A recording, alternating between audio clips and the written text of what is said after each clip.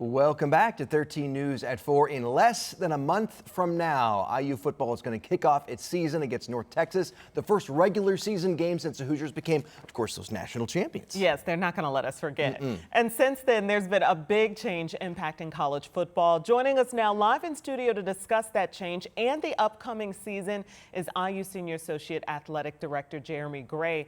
Thank you so much for being here. Thanks for having me. Exciting times down in Bloomington. Sure are, absolutely. Let's kick it off with some of these changes. So the 5-5, the NCAA's new 5 years to play, 5 seasons model. In simple terms, what does that mean for IU football? What does it mean for the athletes?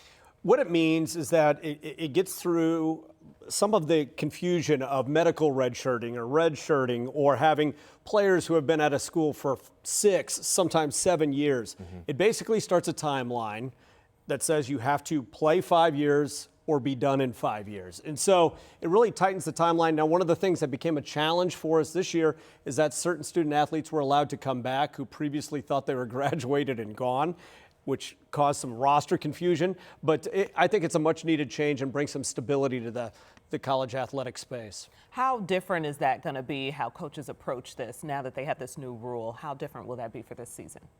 I think it'll be much different. One, I think the days of having a freshman or sophomore who might be a backup redshirt for a year to save them for later on are going to be over, knowing that they got that 5-year timeline.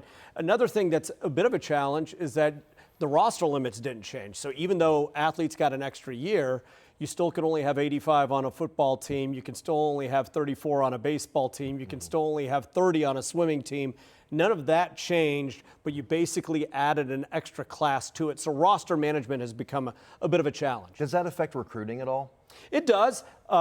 You in many ways, want to stagger those classes so that you have an old, experienced team. And if you're looking at 5 years and 5 classes, that'll be fewer people from high school each year, regardless of sport being recruited. And I feel like when you throw in the portal, that also mixes up how you plan and how things go and the possibilities of student athletes have.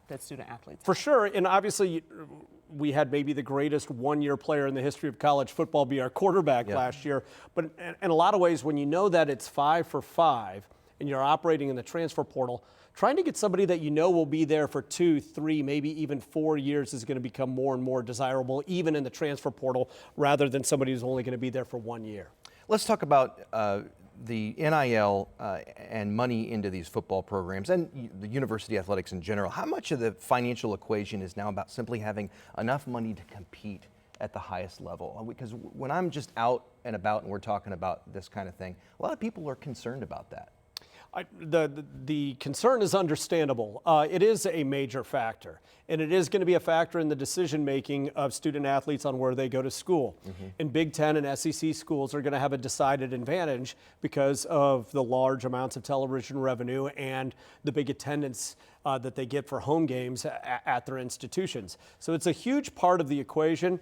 I still think the ability to evaluate talent and spend money in the right places is especially important, maybe more important.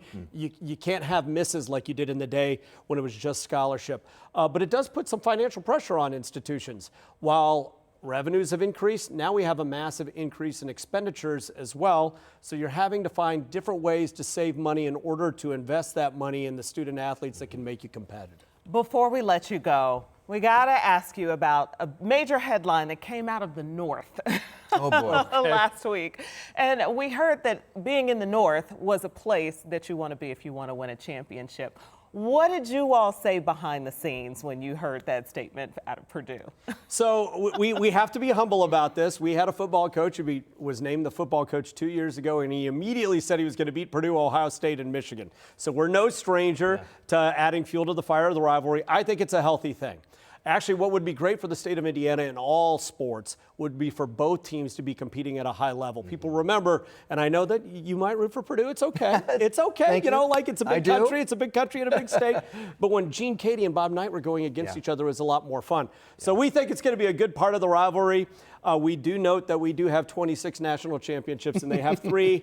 They're the math school. We can figure out if they can make up those 23 this year, but we'll see. We're looking forward to a return of a healthy rivalry on the football field. Yeah. You know What'd you really say? No, I'm just kidding.